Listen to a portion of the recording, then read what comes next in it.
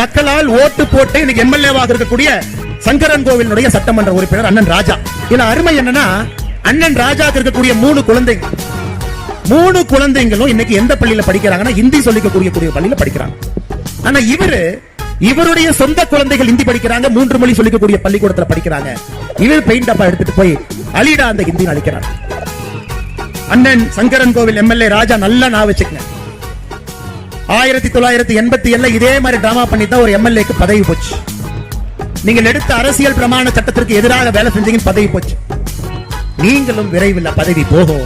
எந்த எலெக்ஷன்ல நிக்க மாட்டீங்க, அதை நீங்க பார்க்கத்தான் போறீங்க. இன்னைக்கு ரயில்வேக்காரங்க எவ்வளவு புத்திசாலினா, முதல்ல ரயில்வேக்காரங்க இந்த மாதிரி ஹிந்தி அளிக்கிறப்ப நம்ம ரயில்வே அத்தாரிட்டிஸ் என்ன பண்றதுன்னு தெரியாது. போய் எஃப்ஐஆர் கொடுப்பாங்க.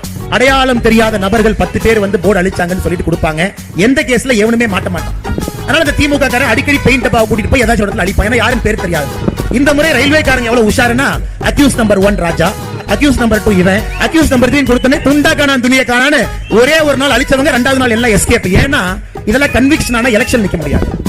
இன்னைக்கு ரயில்வேக்காரன் எவ்வளவு உஷாருன்னா, அவன் பக்காவா போய் ஒரு பேரை எழுதுறான். இவன் தாங்க அழிச்சவனை பிடிச்சி உள்ள போடுது. அதனால திமுக இந்த ஹிந்தி அழிப்புங்கிறது ஒரே ஒரு நாள் நாடகத்தை பண்ணிட்டு எஃப்ஐஆர்ல அவன் பேர் வருதுன்னு தெரிஞ்சோடனே துண்டக்கான துணிக்கான ஓடிட்டாங்க.